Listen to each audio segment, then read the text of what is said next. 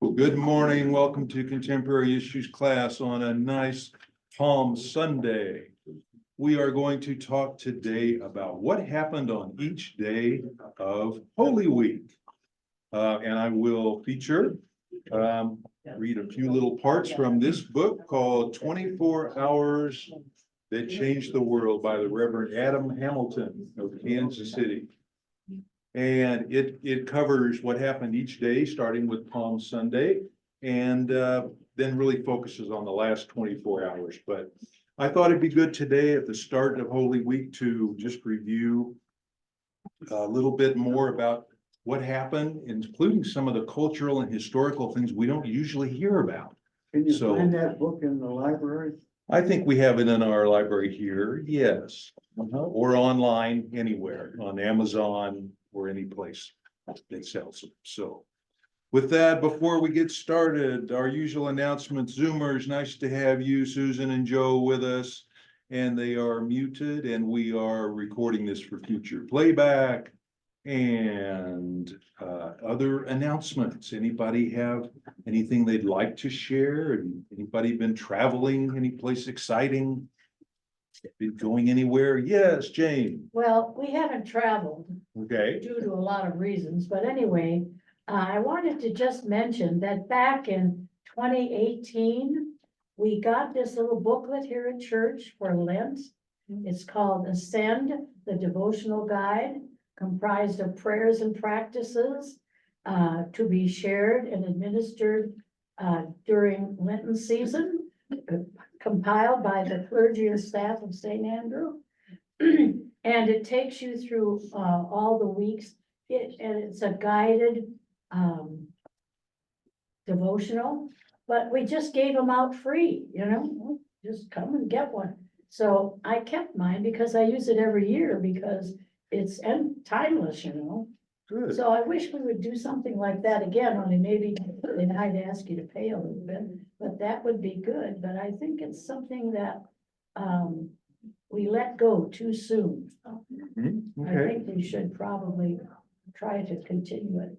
And I was able, because we had quite a few, to send one to two very good friends in Iowa for them to use as well. But I think it's something that maybe we should mention, that it would be good to have again, so. But it's good to use because it is timeless. Once you've got it. We'll see if we have more of those in the office too. We can That's my. give them out there too. Okay. And other, sure, wherever you want to go. I handed out just for a reminder here, a little handout that was at the front of the church with the schedule for Holy Week, when the services are Thursday, Friday, Saturday, and then next Sunday at 9:30 and 11. So we're not having class because 9:30. Somebody sitting here? No, go right ahead. Okay. Because timing wouldn't work. So it's 9:30 and 11 next Sunday. And at 8 o'clock too. And at 8 o'clock, that's right. Don't forget 8 o'clock. And then on the back is also details what, Don? And the sunrise at 6. And the sunrise, they never stop. On the back is this event coming up called God After Deconstruction. So kind of rebuilding faith after you question and do it. That's April 12 and 13 here. What is the charge? Do you know what the tuition is for that? I think it's $99, but there's also a discount for St. Andrew members. And the office can give you the code for that too. So more like $49, I think. But it's 2-day conference with a lot of speakers, including Rev Mark, and talking about deconstruction and rebuilding. So On the video Yeah. this morning, when Carly and the communications lady were talking, mhm. she said it was a Saturday night service. Yeah.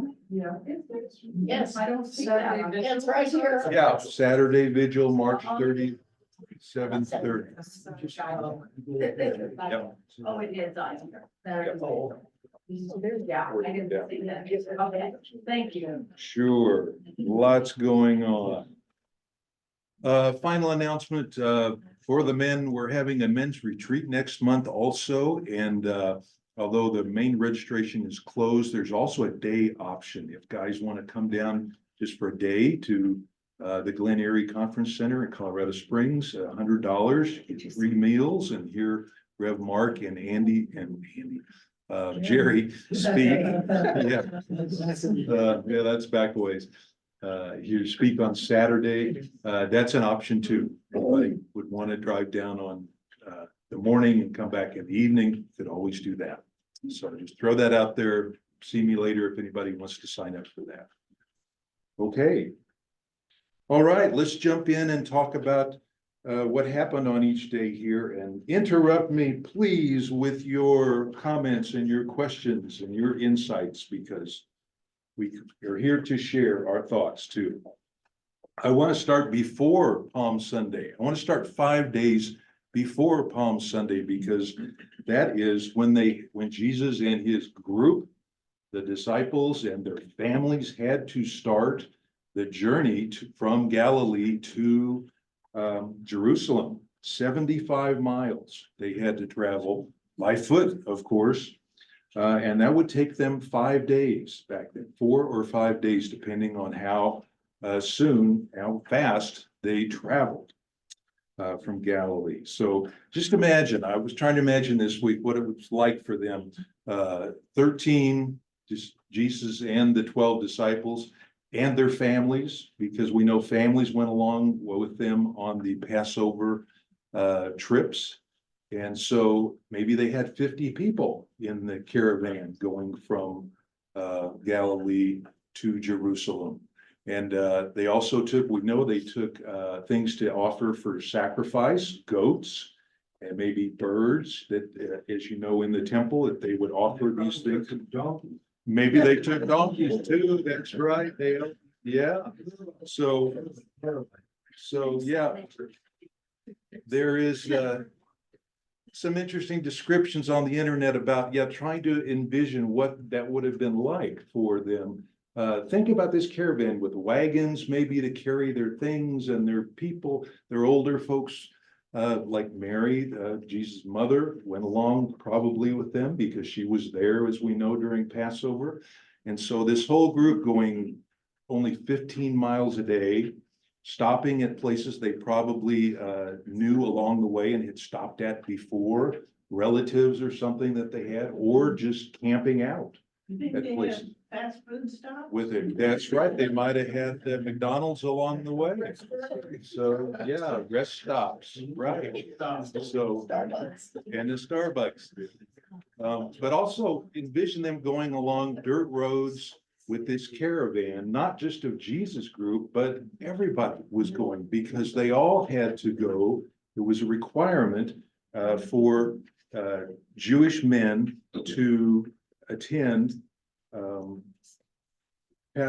there. I'm sorry, what am I looking for? Well, I Oh, just Jane, have go a ahead. question. Yes, In my mind, I see what we've been seeing on TV about that area. Where Okay. is Jerusalem on that map Yeah. that you see on of TV? Israel. Okay, Galilee is in the north. So think of it as shaped like this. Galilee is up in the north, Jerusalem's down in the south. In the middle is Samaria. Remember the story of the Samaritan, and they had to pass through from Galilee down to Samaria, down to Judea was that area that was called the lower part, and with Jerusalem in the middle of Judea. Now on today's map, Mhm. with the ones we see on TV about this horrible thing, where is that? Way south. The Ways- whole thing is. Gaza, today Gaza. we're talking about Gaza, that is Yes. down below Jerusalem and over Oh. on the ocean coast. So it's not far from Jerusalem, Yeah. So the general layout, of course, of Jerusalem has stayed the same. So, Yeah. but just envision them going from Jerusalem, from Galilee, the Sea of Galilee, down through Samaria, where, as you know, the Samaritans and the Jews wouldn't speak, they didn't get along, and hence the story about the Good Samaritan. They'd come down through that and then down to Jerusalem. What if they didn't go? That's a good question. I couldn't find that. Let me read to you just a paragraph of what I found. It said In Jesus' time, all males were required to appear at the temple 3 times annually and actively participate in the festival celebrations. But it didn't say about women and children, whether they could skip it if they wanted to. It was optional. I don't know. These 3 festivals were in one each in spring, summer, and fall. Passover was the one in spring. Shavuot was a 1-day festival in summer, and Sukkot was in the fall and was 8 days. So imagine the men having to travel to make their give their temple taxes, pay their taxes, and do the sacrifices and things 3 times a year like that. And each time from Galilee, it would take them 5 days to go there. So that's quite a commitment. Passover, as we know, lasted 7 days then, as it does now. And Passover commemorated the exodus from Egypt and the slavery that the Jews were in. It was the most significant of the commemorative holidays because it celebrated the very inception of the Jewish people and their freedom. And as we know, Passover referred to when God passed over the homes of the Israelites after blood had been put over the door of each of their homes, so that the last plague that was put on the Egyptians wouldn't be inflicted upon the Jewish people. So that's what Passover referred to. Killing the firstborn. And it was killing the firstborn, yes, they wept from that. But yes, I wanted to set the stage for us to think about 5 days on the road, trying to get there, and makes our little 15 minutes of travel in a car today really puts it in perspective. We can do today in 15 minutes what they did in 5 days back then. 25 minutes on the bike. Yeah. On the bike, okay. Good point. Okay. And when they got there on Saturday, when Jesus and his caravan finally got there on Saturday, where do you think they stayed? Did anybody have an idea? Anybody know where they stayed? For example, not the Holiday Inn, but they stayed at Mary and Martha's house in Bethany, in the suburb of Jerusalem. This is where Jesus often stayed. Apparently, it was his favorite place to stay when he would go to the big city, so to speak.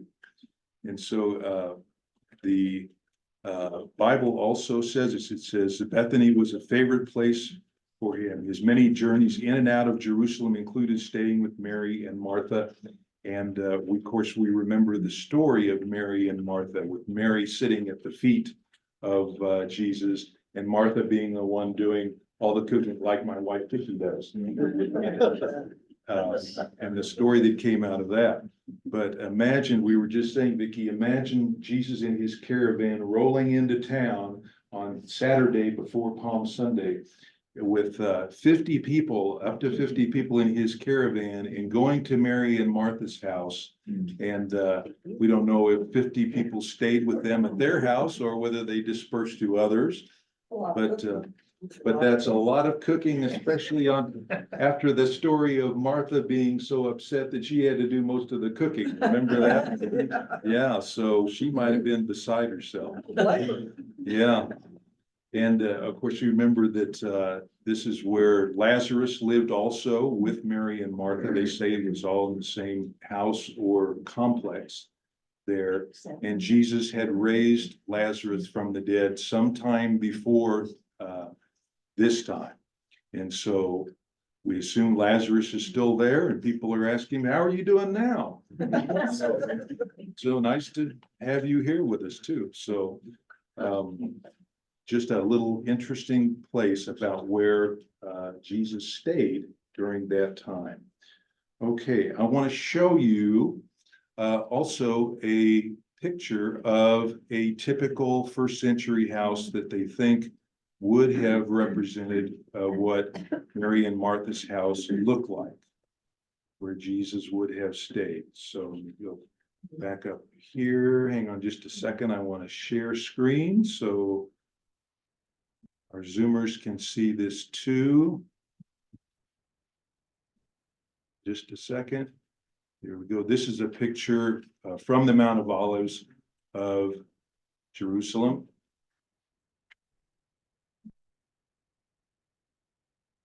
But I wanted to set the stage for you here about the house.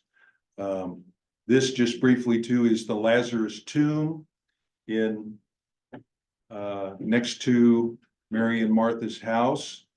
And when Vicki and I were there many years ago, there was a Lazarus gift shop for tourists right next to it. Like 30 feet away. Yes, you can get your trinkets there. And this is down in Lazarus' tomb where they say Jesus walked down into this upper part of the tomb and called out Lazarus. Steve, Yes, I wonder how many in the class have been to Jerusalem? You good know, question. Who all's been to Israel? Quite a few. Very good. because, you know, people do so much traveling today. It's a good place to put on your schedule to visit sometime. Yes, It brings a lot of the Bible to life for you. it brings it alive, that's for sure. Okay, I hope you can see a little bit of this picture, but just to share with you that how the internet describes a typical first century house around Jerusalem and in the suburbs there was more of a complex. So this is looking down in a cross section. There was a center gathering area with a well in the middle where that woman is standing, where they would have meals and gather. And then on the sides would be like down here on the lower left, the animal room, where they would keep the animals, with an entrance on the left side to take the animals out and in there. And then a cooking room in the upper left with pots and looks like a little stove there or something. And then eating area, dining room up here, you can see the table kind of in a U shape up here. So eating area, and then on the right side, the sleeping areas. So it was very common back then, I guess, for suburban and city houses to be in this format, whereas in the rural areas, it was more often of a cave. People would make rooms in a cave like they did in Bethlehem. But this is more the suburban, urban style. So maybe that's the kind of place that Jesus stayed in that era. Okay. All righty. There were multiple family members that lived together. Yes, multiple generations, right. Exactly. Okay, so that was Saturday. So on Sunday, we know that Jesus on Sunday took the donkey into Jerusalem. And we've heard Red Mark say before in a sermon, or maybe it was a class, that he believes that Jesus knew his identity as Messiah when he was baptized and came up out of the water and heard God's voice say, "You are my son, I am well pleased with you." Mark, as I understand it, thinks that was the moment that Jesus believed he and understood he was the Messiah. And from then on, he did things to fulfill the prophecies from the Old Testament. And one of those was that the Messiah would ride a donkey into Jerusalem. And so Jesus intentionally set that up. It's believed he intentionally set up the donkey and maybe encouraged the people to be around him with the palm branches, intentionally to fulfill the Isaiah prophecy. I had never thought of it quite that way until recent years, that maybe this was something that Jesus arranged because he believed that he was the Messiah. And so he could initiate the fulfillment of the prophecies. Anybody want to disagree with that or make a comment on that? Well, I'm not gonna Go ahead. disagree with you, but, back when he was 12, and he was reading the scrolls in Uh-huh. the temple. Uh-huh. Did he not, was he unaware at that time that he was, because everybody else thought he was amazing, you know, but did he not know at that time? And then, and This then is the wine- speculation, of course, the nobody changing of knows. the water Water into to wine. wine, too. There were several times in his life when, because I think at the wedding, he said to his mother, my time has not yet come, or something, you know, so. Wasn't the wedding of Cana after he was After, baptized? Okay, And so, as I understand Mark Feldmeyer, he believes Jesus didn't know, fully realized his role until the time he was baptized. Before that, he was highly skilled and educated and insightful in learning about himself, but not until that time did he really say, that can be me, or that is me. I should fulfill the prophecies as I can. And I guess you never read the story of the clay pigeons. what were those, Steve? Oh, Jesus as a child made clay pigeons come alive. There are many historical thoughts about that, where he would take a dead animal and that as a child give it life. So, Well, in the temple, when his parents were looking for him, Right. he says, but I must be about my father's business, Yeah. right? so maybe he knew he was chosen. Or it's evolving. Yes, Yeah. right. Back at his bar mitzvah. could be. It's all speculation, but interesting nonetheless. The, Go ahead. The gospel writers are conflicted about when Jesus becomes or is recognized as being divine. And I can't remember in the three synoptic gospels have it at a different time. One of them, he becomes divine on the cross. One of them, he becomes divine at his baptism. And one of them, he becomes divine when he is born. But the book of John, which was written, the last book was written almost 80 years after he died. That's the one that said that he was divine at the beginning of the world. So you have, when he becomes divine, the gospel writers are conflicted about. Well, Father, Son, and Holy Ghost. Right. He's number two in the Trinity, so surely. Well, he I knew. don't know whether that is in the synoptic gospels or in the gospels at all, or whether that was put on by the church that was created 200-300 years later. I don't know that, maybe you did. Lots of different When the opinions. triune God concept came into I don't know. being, I thought don't that know when that was. was- Does anybody? Yes, What? okay. Steve, how old So- was he when he was baptized, and what was the evidence that Mark felt that it occurred at baptism? Yeah, He would have been 30 when he was baptized, right? Because that started his ministry and it lasted for 3 years. So he would have been about 29 or 30 years old.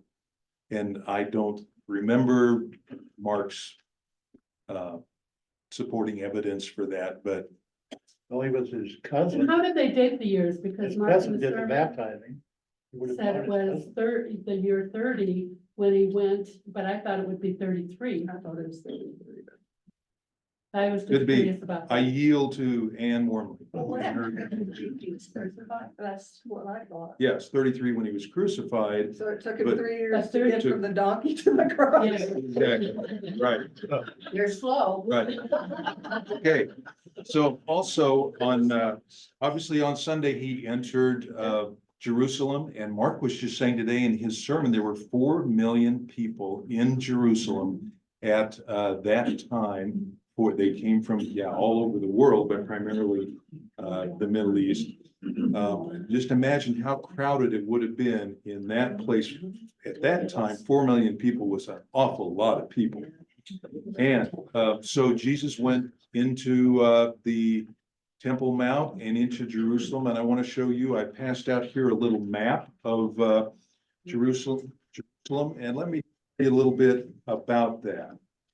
So focus of Jerusalem, of course, was the temple. and means the temple of God, the Jewish place of worship. And you can see it here on screen for our Zoomers. I'm showing it in the red Steve, outline. we've lost the screen share. Sorry, That's okay. lost the screen share. Let me try and get it back for you. Thank you for telling me that, Susan. Mhm.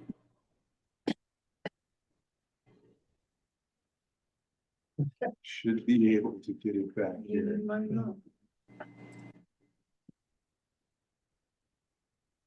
There we go. Thank you. Okay, only take a second. Okay, this is a good little map. Okay, so Jesus would have come in from the Mount of Olives on the donkey and been primarily interested in going into the temple called the Temple Mount, and that's where the big synagogue was built. Let me tell you a little about this. As you can see on there, the lower part is called the Gentiles' Court. Gentiles were allowed to go into the temple if they were converting to Judaism or had some other reason to be there, but they could only stay in that section called the Gentiles' Court. And then there was also men's court and women's court, where each sex could go into their areas to worship and offer their offerings. Then there was the very inner court and the altar. This was the Holy of Holies. Remember the story about how once a year the highest priest would go into the Holy of Holies room with a rope tied around his waist in case he died in the presence of God, and he could be pulled back out by the rope. So, and this whole complex was 35 acres. The Temple Mount was at that time was 35 acres. Imagine how big that was. We just read to you a little bit about it. You get an image of the glory that it was at the time Jesus was there. This was called the Herodian Temple, built by King Herod.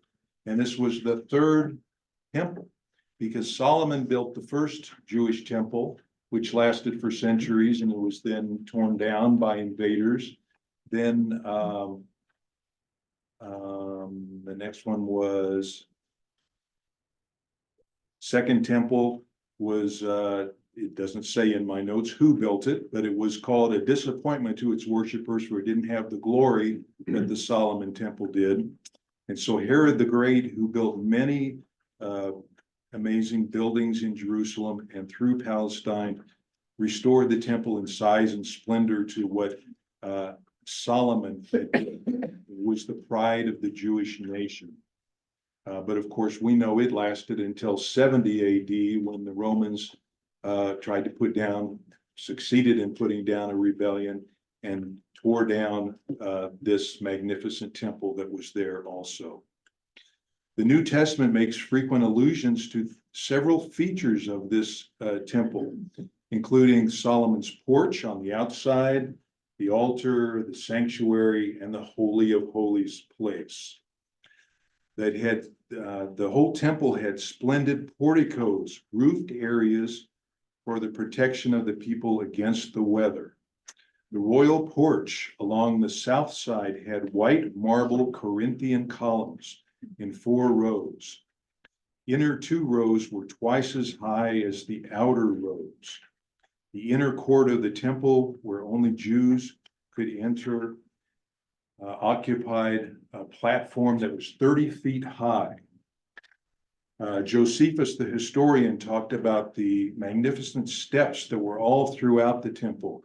14 steps led up to the court of the Gentiles itself, where the Gentiles could be. And then there were additional steps into each other section. There was a tablet that was discovered from this temple in 1871. The tablet said, Gentiles may worship here, but are forbidden to enter any farther into this sacred temple. I thought that was interesting. It was Where are the money changers and the The money changers, yes, were in the Gentiles' court, Okay. the outermost area, right? There were magnificent entry halls and, there were columns 150 feet high. So it gives you some sense of the splendor that Jesus and the worshipers would have found there. So they would come in, enter mostly through the Gentiles' court. The Jews would do their sacrifices there, the money changers, and then they would go into worship farther into the court. And so now there's the Dome of the Rock Mosque. Now it's called the Dome of the Mosque Rock with the gold on top, and it is only Muslims that are allowed into there now. It's much smaller, obviously, than it was way back then. It's not 35 acres. But And that was intentional, that they built that there to the Muslims. to usurp and stop the Jewish faith. Well, and it was the site of the three religions' holiest place, because that's where Abraham also almost sacrificed his son Isaac, and Muslims believe that Muhammad rode to heaven on a horse from that spot, and so just a very holy place. Let me show you just a little bit more about what Jerusalem was like outside of the temple there. If you go down from the temple, as you can see there is something called the Kidron Valley on the left side there.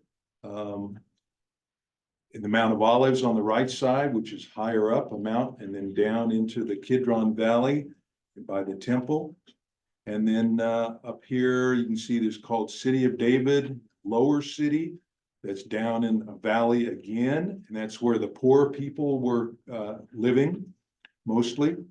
And then next to that, called the Essene Quarter, which is where the rich people were, including the high priest Caiaphas. And then the upper city above that, up a little farther up a hill, where Herod's palace was, and other rich areas. So it gives you just a little idea of where things were. At the very top, you can see there's the Calvary Garden Tomb there, and Jesus' crucifixion and burial at Golgotha around there. So hope that helps a little bit. And preaching, you might notice at the top it says preaching. And so Jesus was, and other rabbis, of course, were doing preaching in these areas within the temple, in the Gentiles' court and in the men's and women's court. And with 35 acres, there were a lot of open areas too for people to gather and hear the preaching. So I don't know how many of you that have ever been there went to the Garden Tomb, because there's a church inside of the walls, that was originally designated as the place that Jesus was buried. But it doesn't conform to an awful lot of scripture or anything like that. And there's this thing on the outside of the wall, this place on the outside of the wall. And it's right close to Golgotha.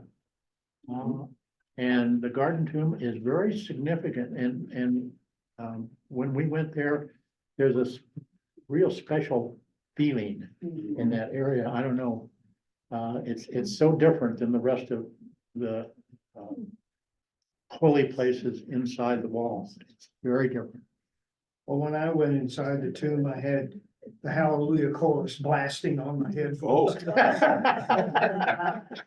that's a good thing. Couldn't resist. Well, Yeah, there's the thing that's really interesting to me anyway, is that there is a trough about 12 to 15 inches wide, something like that, that is right in front of the gate that goes like this. And that was common for a millstone to be put in front of a tomb.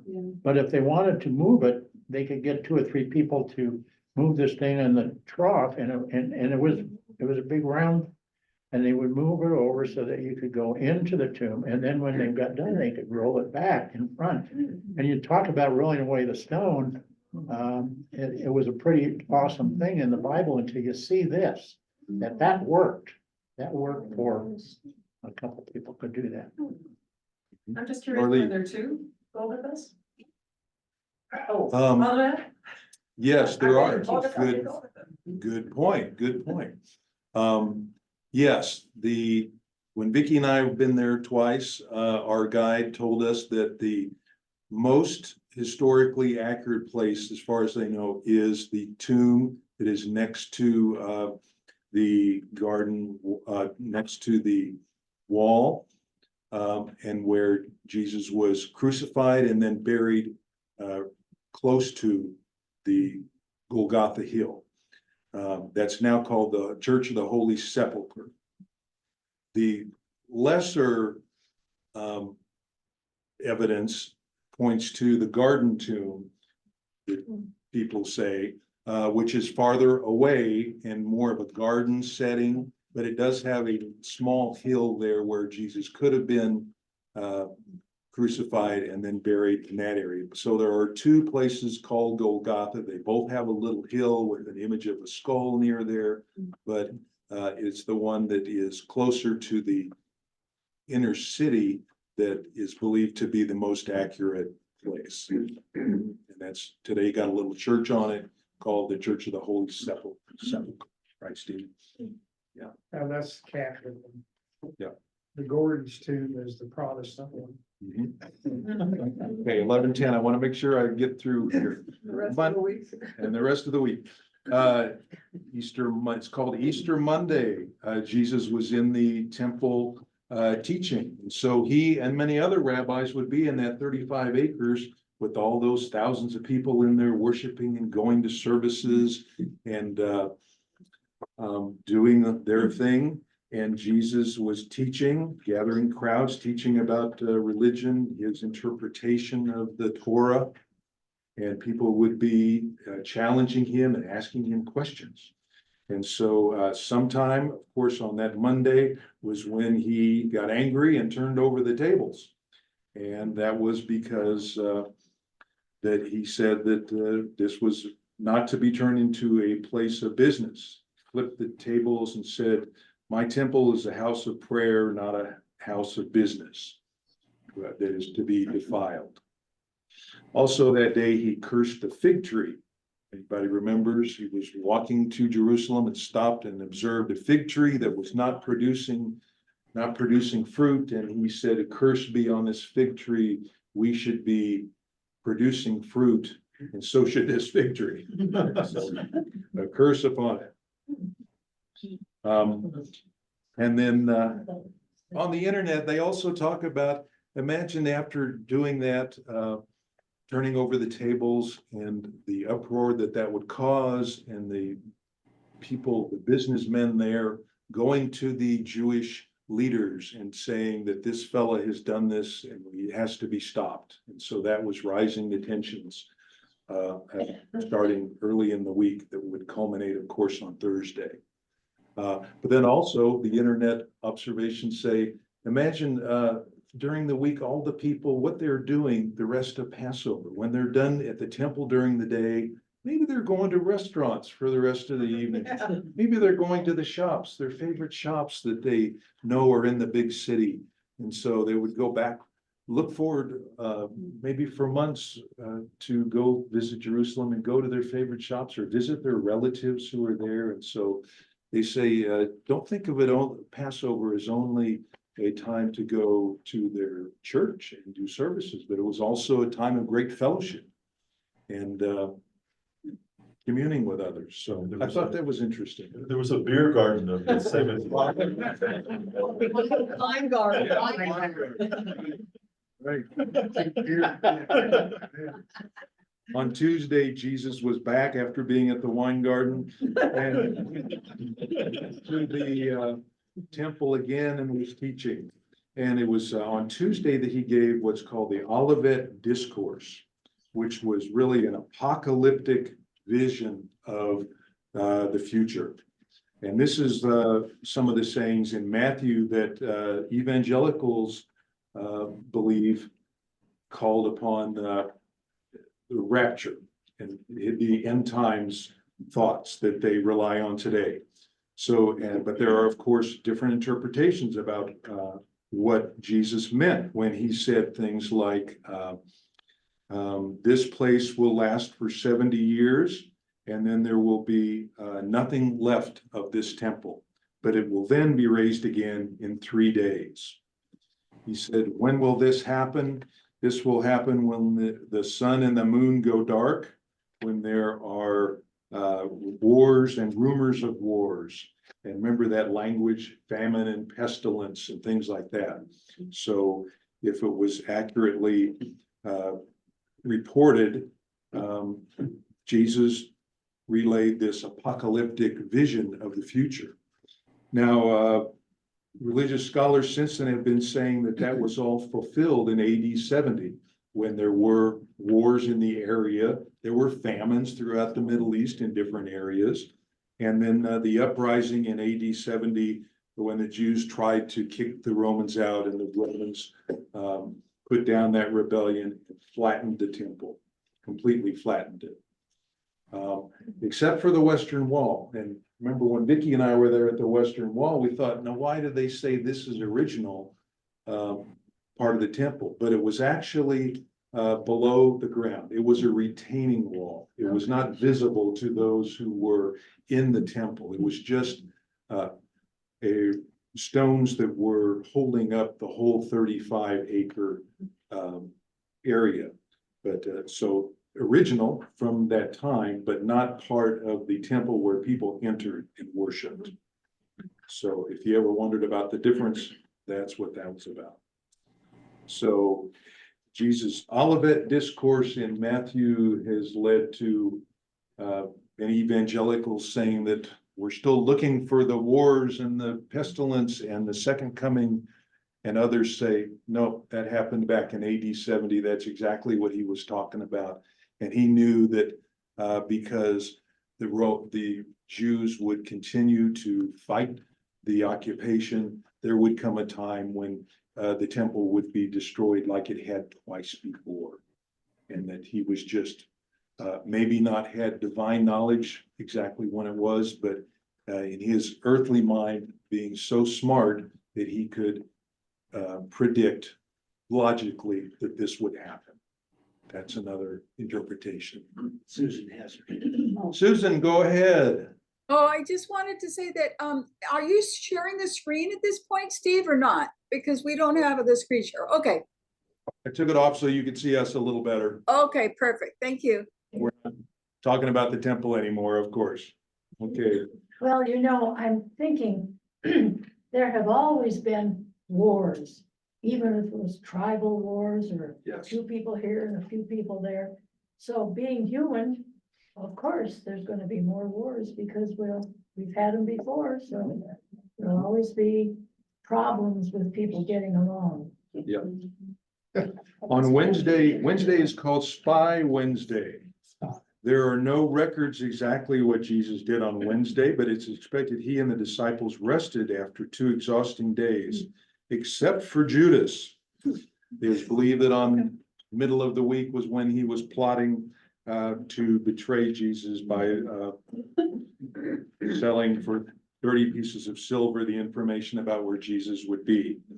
The story of Judas arranging his betrayal is remembered, has led to him being remembered as the spy among the disciples of Jesus, thus Spy Wednesday. 30 pieces of silver in today's money is $450. So, and there are, of course, many conjectures on why Judas betrayed Jesus, from him wanting the money himself. But more likely it says that he believed that Jesus would be the military conqueror and that people would rise up and join him if only Jesus would step out and take the power. And he was not going to do that during that week. It became clear to Judas. And so Judas was going to try to provoke him into action. And so that is the primary reason they think that Judas betrayed Jesus. Anybody disagree with that? Maundy Thursday. Of course, Maundy Thursday, the primary day for the Seder, the Passover meal. And that was the big deal that took all day to for everyone there to do their Seder meal. Let me read you just a quick review of that from this book.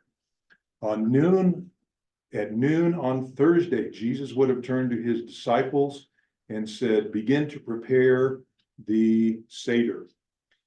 Go into the city. Jesus said, go into the city, and a man carrying a jar of water will meet you. Follow him to the place where we will have the Seder meal. It's believed that Jesus set that up, that he arranged to have the man with the jar of water in a certain place. And so the disciples would then go to the upper room where they had their place. At 3 o'clock in the afternoon, Peter and John the disciples are believed to have taken the lamb to the temple for sacrifice, joining the thousands of people there for the same purpose. As people sang songs, the lamb's throat would be cut and the priest would catch blood in the bowl.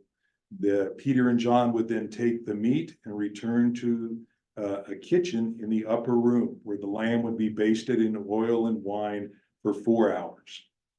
The Passover meal then would begin at 7 o'clock that night and take 5 hours. It's a very long meal and with very specific instructions on what they were to do. And so it's no wonder by midnight, after so many glasses of wine, that the disciples were tired and falling asleep. I wanted to read just a little bit to you about the Seder itself. The Seder meal opens with a cup of sanctification wine, the first of 4 cups of wine drank by the celebrants. The invitations extended to the needy to join the Seder ceremony. So they would extend an invitation to needy people in the area if they didn't already have a Seder to attend. There were many parts of the Seder that are relating to the history of the Jews leading out of Israel, out of Egypt, yes, including the bitter herbs were something that were consumed and supposed to remind of the bitter slavery. And then wine was supposed to represent freedom from their time in slavery. Matzah is the bread of haste. Bread of haste. They didn't have time to let the bread rise, and so they had to cook it before it was fully risen, and that became matzah. Okay, And I have participated in the Seder. you've done that too? Anybody else here done the Seder meal? Uh-huh. Did you do 4 or 5 hours, or did you do it short? Yeah. If you ever do it, be careful of the bitter herb, because anymore American Jews use horseradish.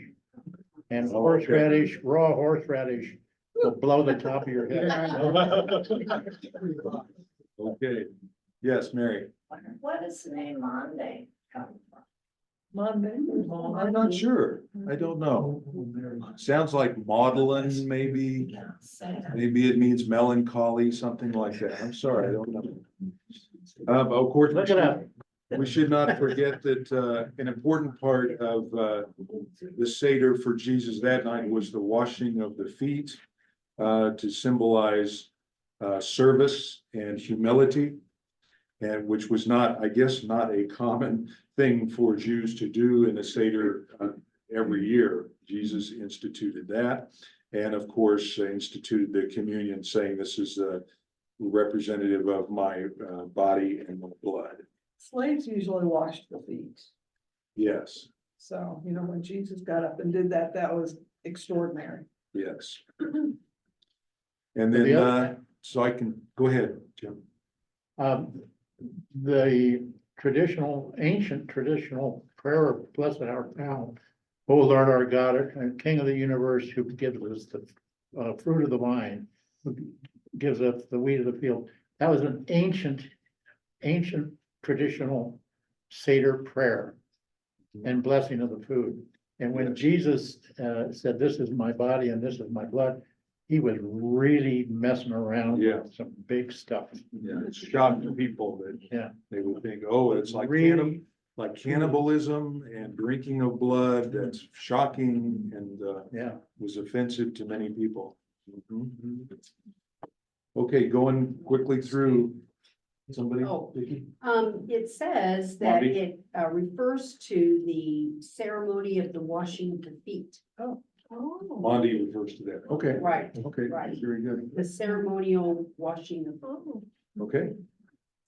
We know that after the Seder at midnight, they went to the Garden of Gethsemane and there Jesus prayed, knowing what would happen, but the disciples fell asleep. They'd had a big meal and they'd had a lot of wine, so we kind of understand that now, but he said, why can't you stay awake? And of course, he was betrayed there and arrested and then taken to the house of Caiaphas, who was the highest priest of all the Jewish leaders there in Jerusalem. And of course, we know that then in those Friday morning early hours, he appeared before the Sanhedrin and then before Herod. Wasn't he taken to Herod? And then to Pilate after that, early in the morning. And so then by early Friday morning, Pilate washed his hands with Jesus and gave him over. Jesus was whipped and then taken to Golgotha. One thing that is not accurate, they say in many of the modern depictions of Jesus carrying the cross through the street, is that the cross would have only been the horizontal beam. The vertical beam that was where they were crucified was stayed in the rock, in the ground, and the prisoner would have carried just a horizontal beam on his back, and then that was placed down on the vertical beam. And the person being crucified was only 3 feet off the ground. This is described in this book also. We tend to think of them being much higher up, but they were only 3 feet off the ground. If you can imagine, it's like the side of the table. So Jesus' feet would have been no higher than the table with his mother and John there at that place. And then we know that he was placed there at 9 a.m. and then at 3 p.m. he died and was taken down by Joseph of Arimathea, a high-ranking Sanhedrin member who kept his admiration for Jesus secret because he didn't want to be excommunicated from the Sanhedrin of power. So there were those that followed him that were in the places of power. Saturday, we've got just a few minutes left.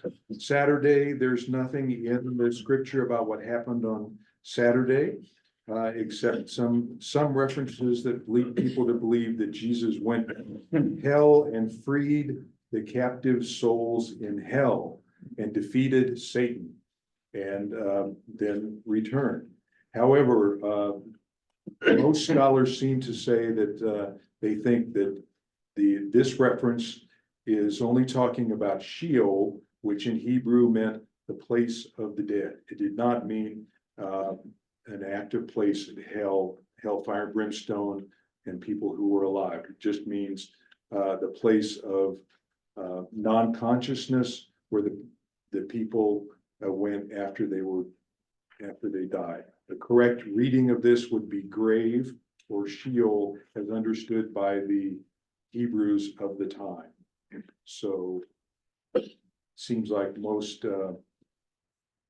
theologians think that Jesus did not actually go to hell and do anything there and come back, but rather that is an extrapolation that is not historically accurate. And then, of course, on Sunday morning, Part of the Apostles' Creed. but it is part of the Apostles' Creed. So maybe the Catholics, and we can look more into that when we have time to do that. Of course, Sunday morning, then the women went to the tomb and found the stone rolled away. And an angel that said he is no longer here, he is risen. And then they went back outside and a gardener approached them that they did not recognize. And until their eyes were opened, and then they said, "This is Jesus." And Jesus went back and appeared also to the disciples who were in hiding since Friday, and appeared to them and others then for 40 days before going back to Bethany and ascending into the clouds. Okay. I have a really, really cute story, and I don't Okay. mean to make light of any of this. But a customer of mine one time told me that she'd been a Sunday school teacher when she was younger and had taken her child into the Sunday school class that she was teaching that day. And it just happened that it was Easter morning and it was April 1st. And anyway, she said that the pastor was doing his morning rounds, walking around through the hallways and peeking his head into the classrooms and everything. And she said, just as he came to their door, she said, "What did the women say when they came to the tomb and Jesus wasn't there?" And, you know, the kids just sat there, she said, for a long time, and her kid had his hand up in the air, you know, and she said, "I didn't want to call on him because it was my kid." Finally, she said, nobody else said anything, so I called on my kid and she said, he said, "April Fool." She said, I thought I was gonna die, because the pastor was stuck his head. Oh, my God. What a way to end the class. What a way to. We've got a couple more minutes. Yes, Mason, go ahead. Question was what Jim was referring to when it talks about, you were talking about Jesus going to hell, that story, and freeing the lost souls. And that being in the Apostles' Creed, is that the part of the Apostles' Creed that says, "From thence he shall come to judge the quick and the dead"? Yeah. Is that what we're talking about? Okay. It's just that one little phrase, he Yeah. descended into hell. And then 3 days later, he ascended into heaven, and from there. You know, I always just have heaven, he ascended into heaven, sitting on the right hand of God the Father Almighty. Right. Again, from thence he shall come to judge the quick and the dead, but there might be another line or two. But it's just that one little phrase. Good I memory. don't know where that is ever. Maybe the Catholics have done a lot more research than the Protestant theologians. Probably so. We could delve into that sometime. Mary, go ahead. We talked about Maundy Thursday, but where did the term Good Friday come from? It's- Don't remember the historical reason, but I think Probably. God. I think it's a derivation of God's Friday or something. or maybe because a good thing happened in the end. Steve, A couple of, I'm sorry, Go ahead. Wikipedia says. Oh, Wikipedia. Good Friday is a Christian holiday commemorating, wait, here, I just saw it.